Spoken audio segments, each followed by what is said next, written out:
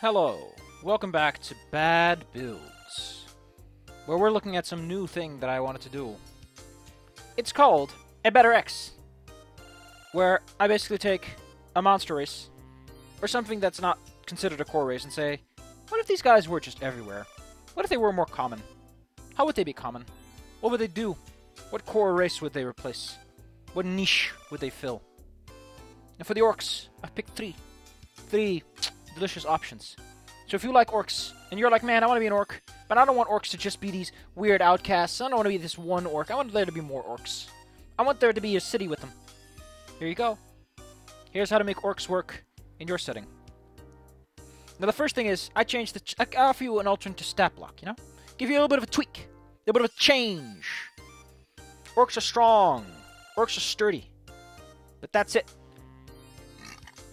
Once you get the strength, sturdy, no dumb. Let's take that away.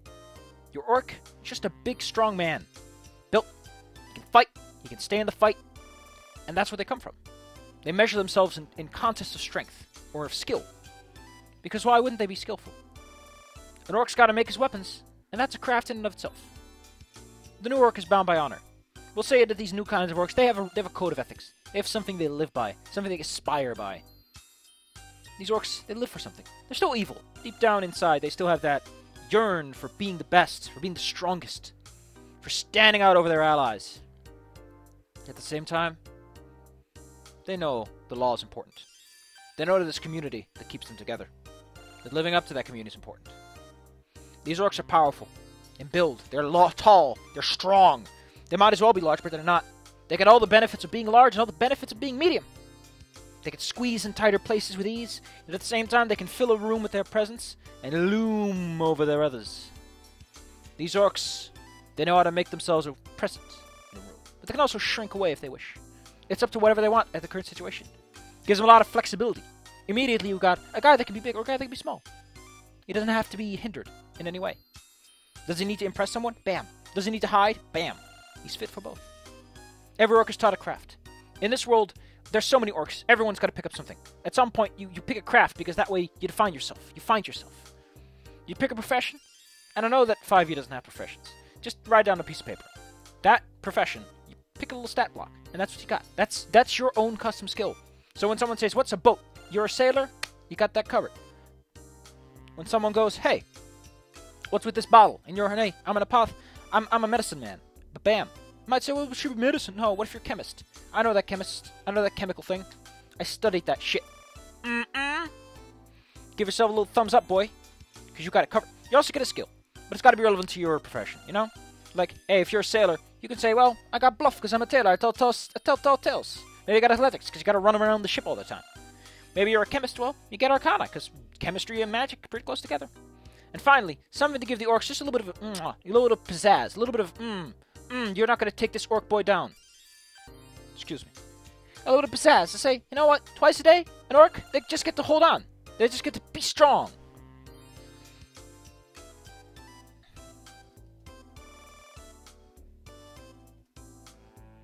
Or they get to negate a level of exhaustion. You're not going to tire out an orc. An orc is big and strong. He's got the mind and he's got the skull. He holds on strong. He's got the body. He holds on strong. He doesn't care about your exhaustion. He just stands there. The orc says, push, poisons, bleh. Ha, tired, bleh. The orcs hold strong. We'll just say that, you know? They have to spend both. They can one level exhaustion per day. So they can just tirelessly walk every single day. Because that's what orcs are. They're an untirable army.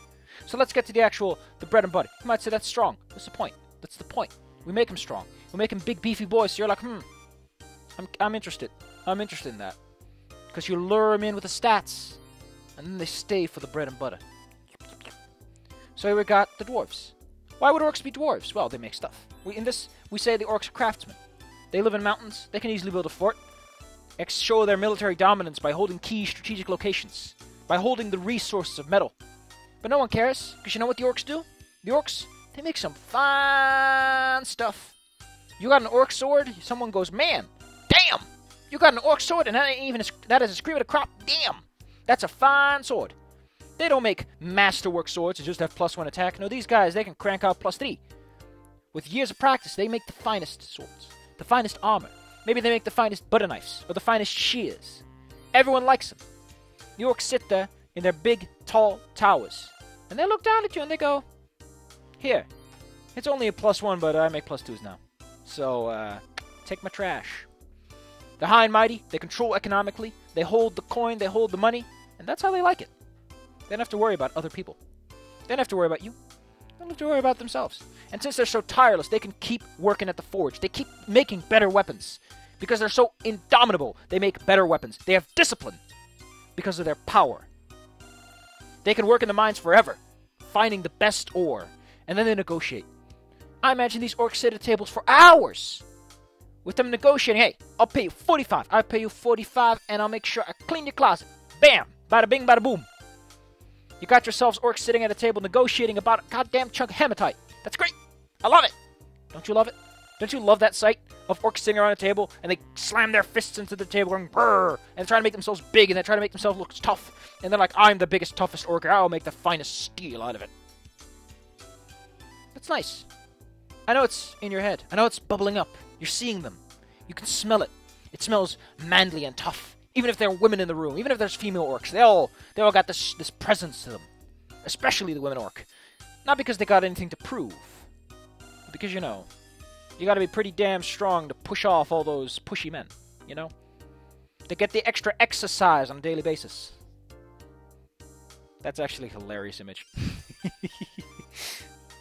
I love that idea, though. Like, if you want to get with an orc woman, you have to beat her. You have to beat her, because they're bigger and tougher than you ever will be. So, if you want to get there, you better learn some cool martial arts. Again, that would kind of spur, like, strong military forces, wouldn't it? Like, if you have to compete in that way, then naturally you're going to be militarily strong. And you're going to learn some tactics. You're going to learn some intelligent tactics. You're going to go, you know what? I could fight, and I could die. Or, I could weaken my enemy and win without a single loss. Bam. Now, orcs as elves is a weird thing. You might go, but elves are like these everlasting, prissy princesses sitting in their fancy little towers. Let's take elves as a force of nature. Elves live so long, they care about nature. They care about the longevity of nature itself, because they're going to be around to see global warming happen, kids. So naturally, an elf is going to sit there and be like, "Well, I'll just let those humans do their silly human things." No. What about orcs? Why would orcs care? Well, maybe these orcs, they really care about their kids. Maybe these orcs are like, you know, if we just destroy everything and burn everything down, there's going to be nothing for our kids. And from those lessons, they formed a culture that's like, "Listen, man, I don't care what the hell you do with your life, but you better, gosh darn damn it, make sure that your kids got a place to sleep. A nice place to sleep." They live in the woods. They're far away from society. They're basically the same orcs, but the difference is they're there for nature. Like, when they attack someone, you earned it. You bet your hiney that you mother flippin' earned it. They didn't come after you. They came after you for one reason. You silly, you cuck. They came after you because you earned it. Because you started messing with nature. Because you started chopping down their trees. Because you started hunting them. They don't care if you trespass. Fuck it. Come on. Walk over it. As long as you don't leave too deep a track, go. Shoo. Move. They don't care. But the minute you start picking one too many berries, the minute you hunt one too many deer, the minute you start diverting rivers for irrigation, they come. They come in mass. All of their finest warriors unite in a single spearhead, a blitzkrieg. They storm in, they strike, and they make sure their message is known. You don't fuck with nature, not because nature is a terrifying opponent, but it's because if you fuck with nature, there's a whole horde of orcs that will come out of the trees and slam dunk you into the ground. Isn't that a great mental image? Orcs not as just, "I'm gonna kick your ass because I'm a big guy and I'm dumb." No, they're kicking your ass because you had it coming. You better be nice to nature, boy. And what of orcs of humans? Because orcs are strong and big, and they do a craft, they got numbers, they got philosophy. Why don't they just take over the world? I mean, there's nothing stopping them from being sorcerers and having all that magic gumbo-jumbo going on, or being warlocks. So what's stopping the new orc from being this undominable force? So, in this perspective, we're going to take it a little bit nicer. These are flexible. These are people that do stuff. I mean, they got the profession stuff. They got the extra will save power. So clearly, they're already pretty capable in their own way.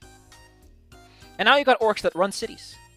Orcs that you know, take out the blanket, that share the blankets and push them out there. Imagine that.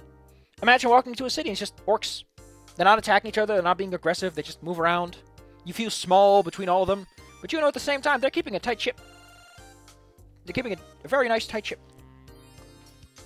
Every street's clean, because they know you don't want disease. Disease makes you weak. That's bad. Now you might say, but orcs, they'll lose out. The elves will outsmart them. The dwarves will outdwarf them.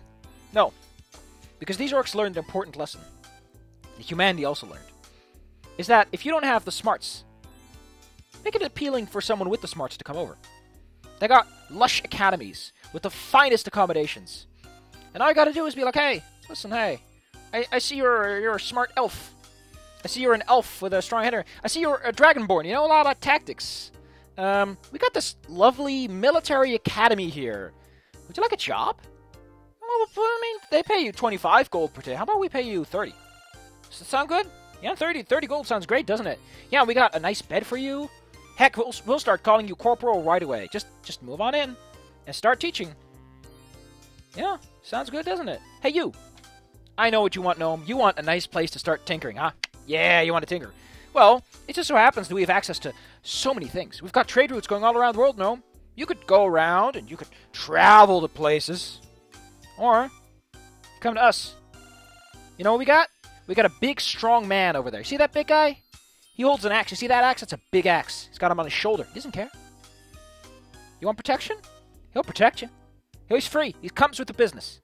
But in return, we want, you know, we're a couple of knickknacks. Just some little inventions, you know? Something to make this place a little bit sprucier. A little bit nicer, you know? And then not above intimidation. They might go to an encampment and go, you know, we've been having a lovely cooperation so far, but you guys have, yeah. They only warn you once. The orcs warn you once. Exactly once. And then, you better comply. Or you'll hear a noise that you only hear once in your entire lifetime. And that is the thundering of hundreds of orcish boots. As you see behind them, as you see in front of them, the orcs with the big shields. Behind them are recruited elf mercenaries with bows. Behind them are wizards preparing the finest spells. A volley of arrows comes, and shortly after the sky clears up from the smoky darkness, there's a rush of orcs. Big clubs, big axes, big spears, and they just start hacking. And just as you think you're like, they're clearing out, like they're going away, like they're taking a breather. As they clear, the mercenaries, another volley of arrows, a blaze of fire, beams of torture, and then they pinch from the sides, pinching you either to go and retreat and leave this place behind, or get squashed by the mercenaries. But you had it coming. You were given a chance. They gave you a fair shot. But you made a fatal mistake. A mistake you only get to make once. And if you make it again, well, you better be the finest swordsman in the world.